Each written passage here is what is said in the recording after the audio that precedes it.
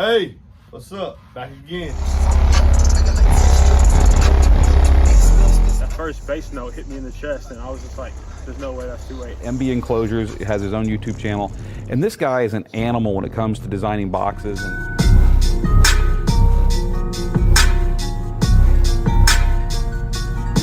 So in the aerial port box, 2 cubes, 2.3 net, I had some lower performance. I did a 142 at 37 hertz.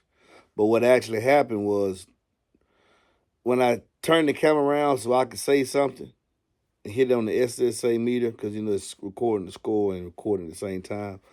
What that does is it offshoots the camera. The video and the audio are not going to be in line with each other. So let me show you that, but there's no sound. There's no sound. That's a Her We Made It song. And you can see it's moving. It went right up to 142 at 37 hertz. Check that out right here.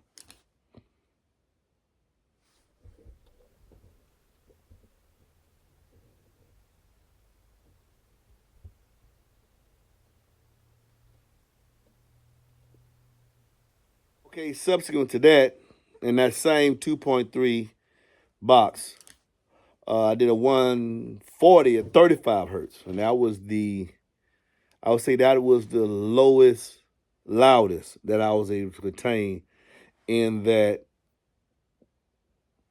2.3 cube box. Now that's, as you can see, that's the angle box. I did a 140 at 35 hertz. Let me let y'all see that. Let's cut to that right there.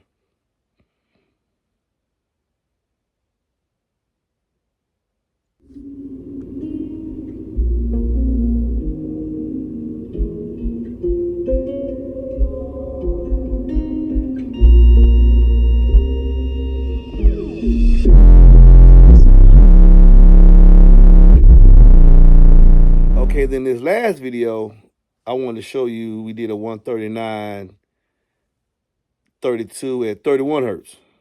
The 139, 30,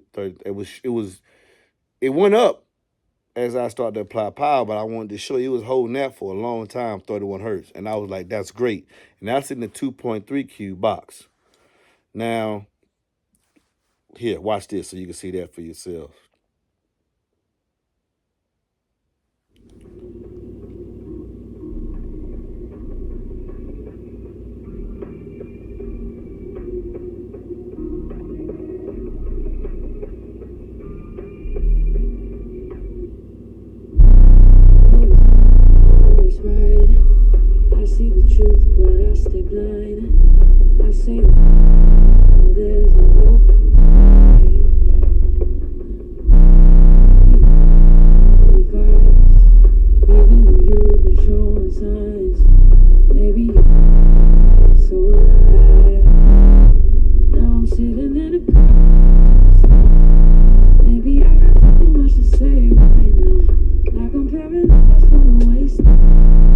Now I'm trying to understand why, with a larger cone area, we're not getting the lower notes emphasized as much as the high notes. We know to do a 140, 141 and 39 hertz. I believe I showed that video.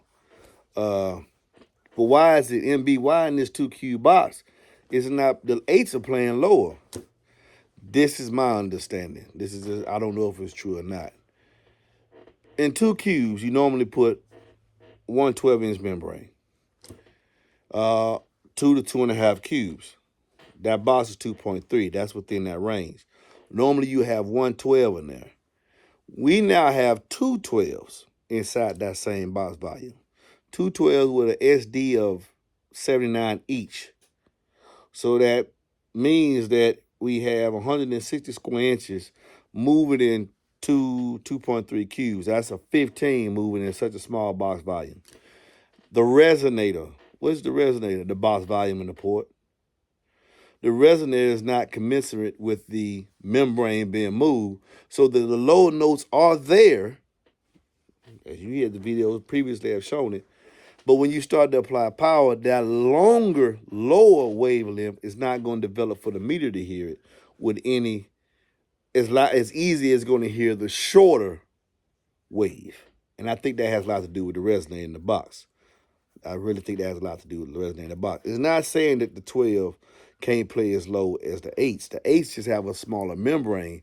So in a 1.25 or a 1Q box, that smaller membrane, the wavelength that is made from that smaller membrane is able for the mirror to pick it up.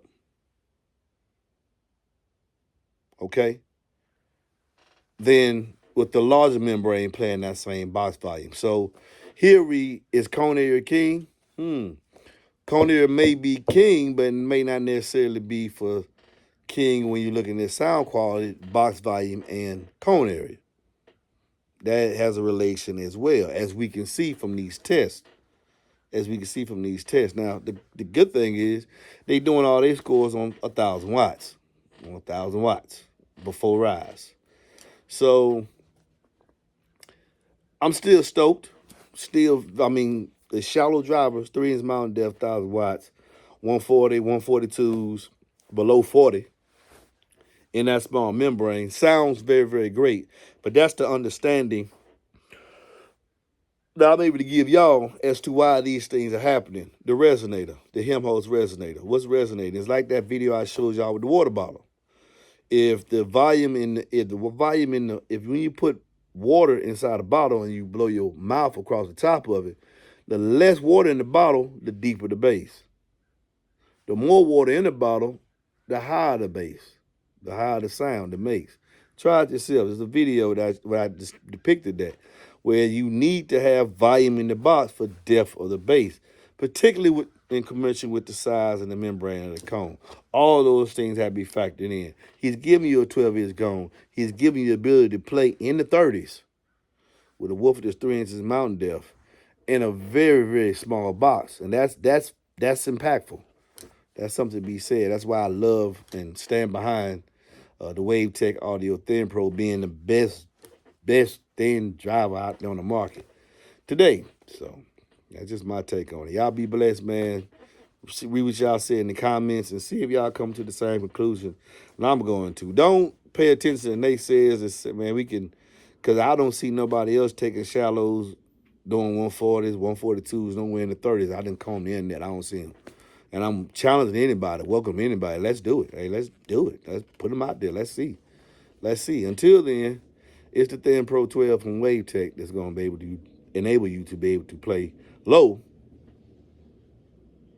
and very, very small box volume on 1,000 watts. Peace.